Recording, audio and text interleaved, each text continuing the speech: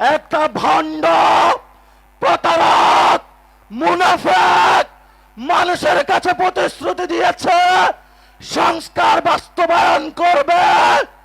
এখন সে মুনাফিকি চরিত্র ধারণ করে জনগণের সাথে গাদ্দারি করছে। এই ইলেকশনে আমাদেরকে ভোট চুরি করা হয়েছে, আমরা বাংলাদেশের স্বার্থের জন্য চুপ থেকেছি। কিন্তু আগামী লোকাল গভর্নমেন্টে শহীদ জিয়ার সন্তান তারেক রহমানকে হুঁশিয়ার করে দিচ্ছে, যদি ব্যালটের উপরে কোনো হাত বসে না সেই হাত আমরা ভেঙে চুরমার করে দেব। শেখ হাসিনাকে নিয়ে আসবো এই দেশে, ফাঁসির কাস্টে ঝুলাবো।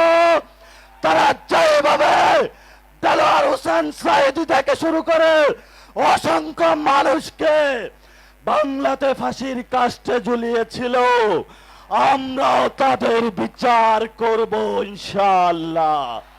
সীমান্তে হত্যা হয়, উনি বলে সবার আগে বাংলাদেশ, বলে জাতীয়তাবাদী, এটা ভুয়া জাতীয়তাবাদী।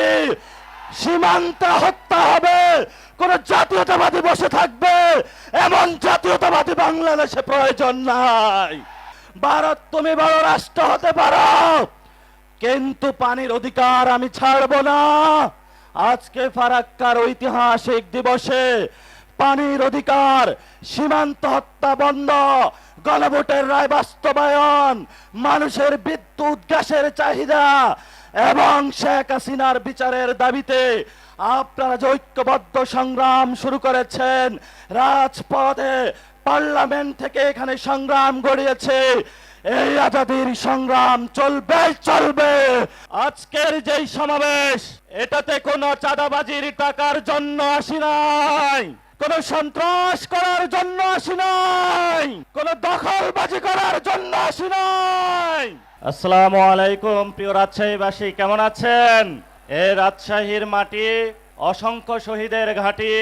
এ রাজশাহীতে শহীদ হয়েছিলেন শহীদ নোমানী ভাই থেকে অসংখ্য ভাইরা, যাদের পথ ধরে রাজশাহীর অসংখ্য তরুণ এখনো প্রস্তুত রয়েছে আগামীর বাংলাদেশে ইসলাম এবং সার্বভৌমত্ব রক্ষার জন্য জীবন বাজি রেখে তরুণ যুবা মায়ের থেকে বিদায় নিয়ে রেখেছে। যদি বাংলাদেশে ইসলাম মুসলমান সার্বভৌমত্বের উপরে কোনো আঘাত আসে, তারা শহীদি নজরানার জন্য প্রস্তুত আছে ইনশাআল্লাহ।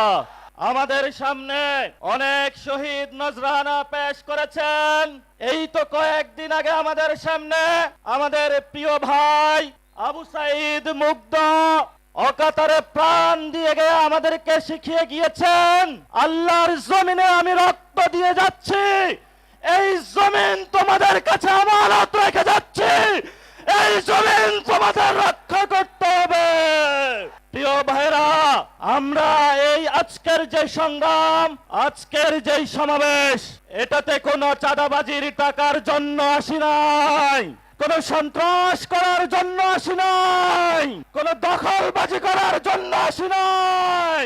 আমরা আল্লাহ, তার রাসূল সাল্লাল্লাহু আলাইহি ওয়াসাল্লাম এবং 47-এ যারা শহীদ হয়েছিলেন, 71-এ যারা শহীদ হয়েছিলেন, 24-এ যারা শহীদ হয়েছিলেন, তাদের আকাঙ্ক্ষা বাস্তবায়ন করার জন্য এসেছি। তাদের আকাঙ্ক্ষা ছিল বাংলাদেশে সংস্কার বাস্তবায়ন হবে, একজন প্রধানমন্ত্রী দীর্ঘদিন ক্ষমতার মসনদে থেকে ফ্যাসিবাদী হওয়ার যে তার খায়েশ, সেটা বাংলার জনগণ রুখে দিয়ে নতুন বাংলাদেশ গঠন করবে। অসংখ্য ভাইয়ের এখনো পায়ে গুলির বুলেট লেগে রয়েছে, কারো হাত নাই, অনেক মা সন্তান হারিয়েছে, অনেক বাবা সন্তান হারিয়েছে। রাজশাহীর অলি গলিতে মাঠে প্রান্তরে শহীদের রক্ত এখনো সাক্ষী দিচ্ছে বাংলার মানুষকে নির্যাতন করা হয়েছে।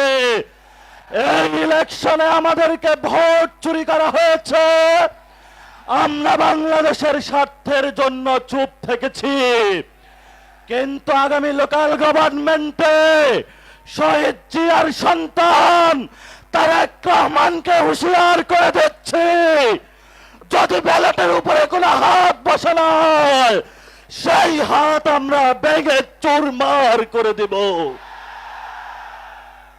আমরা ধৈর্য ধারণ করছি, ধৈর্যের বাঁধ ভাঙবেন না।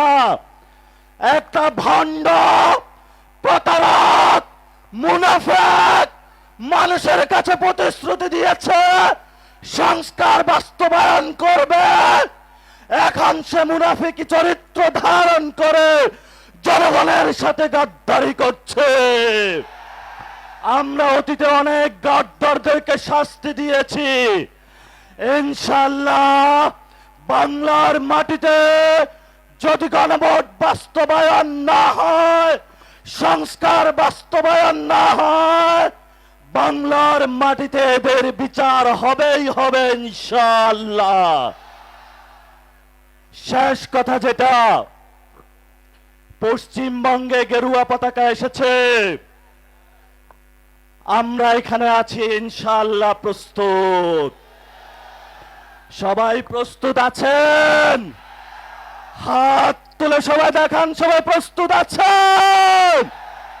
বাংলাদেশের মুসলমানরা কাউকে ভয় পায়? আমরা কাকে ভয় পাই? আমরা একমাত্র আল্লাহকে ছাড়া কাউকে ভয় পাই না। অসংখ্য শহীদ আমাদের সামনে আছে, শহীদ হব, জান্নাতের বুকে ঘুরে বেড়াবো তোমাদের জন্য। তোমাদের মতো 2 টাকার মতো আমাদের জীবনের মূল্য না।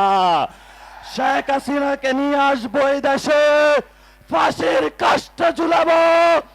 তারা যেভাবে দেলোয়ার হোসেন সাইদি থেকে শুরু করে অসংখ্য মানুষকে বাংলাতে ফাঁসির কাস্টে ঝুলিয়েছিল, আমরাও তাদের বিচার করব ইনশাআল্লাহ। শেষ কথা যেটা, সীমান্তে হত্যা হয়, উনি বলে সবার আগে বাংলাদেশ, বলে জাতীয়তাবাদী, এটা ভুয়া জাতীয়তাবাদী। সীমান্তে হত্যা হবে, কোন জাতীয়তাবাদী বসে থাকবে এমন জাতীয়তাবাদী বাংলাদেশে প্রয়োজন নাই। এই আমাদের রাজশাহীতে মাওলানা ভাসানী, এখানে দাদার বয়সী অনেকে রয়েছেন, 90 বছর বয়সে বলেছিল আমার জলের অধিকার লাগবে, ভারত তুমি বড় রাষ্ট্র হতে পারো কিন্তু পানির অধিকার আমি ছাড়বো না। আজকে ফারাক্কার ঐতিহাসিক দিবসে পানির অধিকার, সীমান্ত হত্যা বন্ধ, গণভোটের রায় বাস্তবায়ন, মানুষের বিদ্যুৎ গ্যাসের চাহিদা এবং শেখ হাসিনার বিচারের দাবিতে আপনারা যে ঐক্যবদ্ধ সংগ্রাম শুরু করেছেন, রাজপথে পার্লামেন্ট থেকে এখানে সংগ্রাম গড়িয়েছে, এই আজাদির সংগ্রাম চলবে। ইনকিলাব জিন্দাবাদ। আসসালামু আলাইকুম।